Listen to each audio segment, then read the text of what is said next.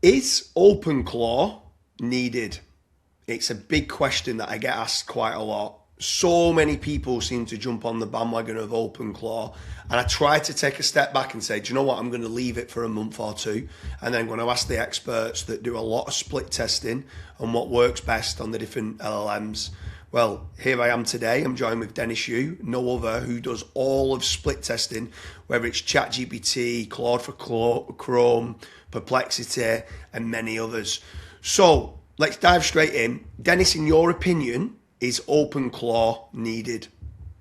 If you are 99% like everyone else, you don't need to. When Claudebot, which is what it first came out before they got sued by Anthropic and before they were basically bought by ChatGPT came out, I spent 40 hours straight just programming, writing Python scripts.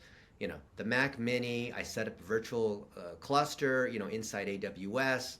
I did all these different things. I trained up the skills. And so it's really cool. But then what happens, and ask anybody who's actually spent at least 40 or 50 hours messing around, you spend so much time in configuration because it keeps improving and they keep launching new skills, but then the skills have backdoors that have like viruses in them, and then you encounter certain hardware. The very thing that the thing is supposed to do, which is save you time and allow you to be a manager, actually ends up causing you to be tech support, managing your team of agents that are doing stuff that are not even in your control. Like the head of security at Meta, she installed the thing and it went out of control. Then she had to run to her Mac Mini and unplug the thing because it wouldn't listen to her. Right? This is what you get with open source. There's not a company behind it. You're a hardware engineer. Like, okay, fine, you don't have to pay tokens because you're doing it on your machine. But you know what? When you have a real GPU that can do real inference in the cloud, okay, so if you're doing like small little tasks, fine. Set up an Openclaw on a Mac Mini. Or, there's ways to be able to containerize it and lock it down and what can have access to and all that. But if you're doing real work, like for clients, and if you're doing SEO where there are things that are chained together and there's work that requires sustained effort and has a knowledge base and requires access to different tools and systems and other people, this Openclaw thing is a disaster. I mean, if you are in poverty, no offense to any of my friends in second world and third world countries, fine, go do that. But if you're in a first world country and you can afford the $200 a month, I mean, it is worth your time, right? So on the $200 a month, are you then saying, is that for Claude? Is that what you're saying? That's for Claude, the 20x Pro account. Or get Perplexity for the $200 a month Pro account, which gives you 45,000 credits, which arguably, there's a loophole right now, but if you hit Opus 4.6 in Perplexity Max, you can basically get 5 or 10 times the amount of even what Claude is giving you, which they're losing money like crazy too, so I don't see how any of these companies are making money.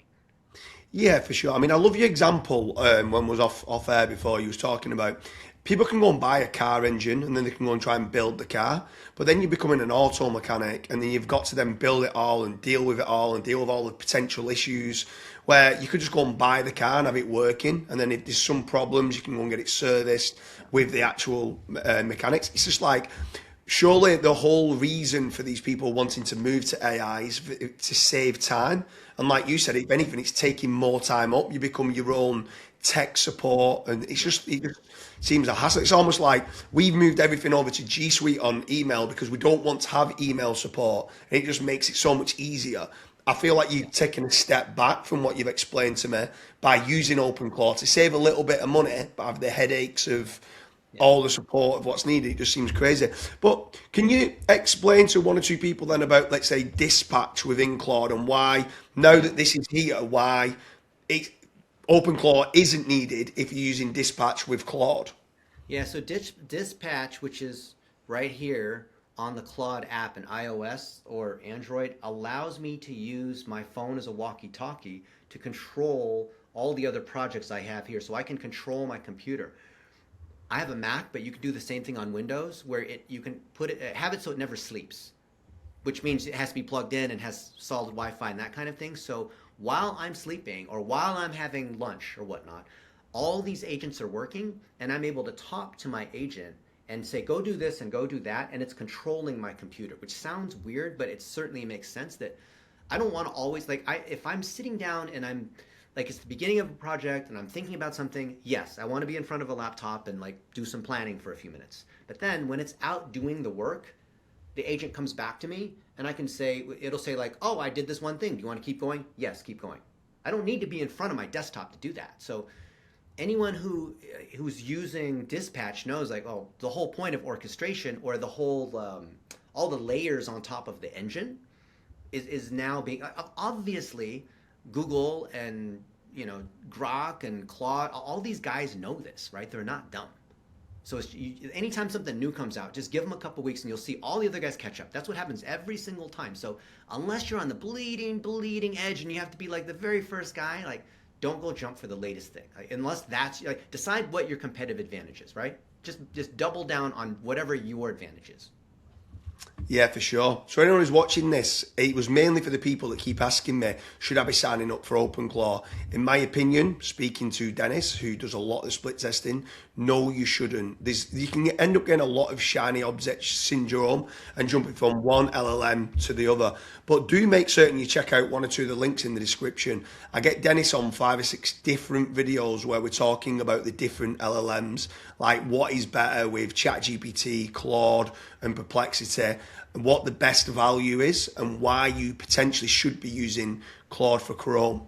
Dennis, it's been an absolute pleasure, and hopefully people like the video of is Openclaw worth it?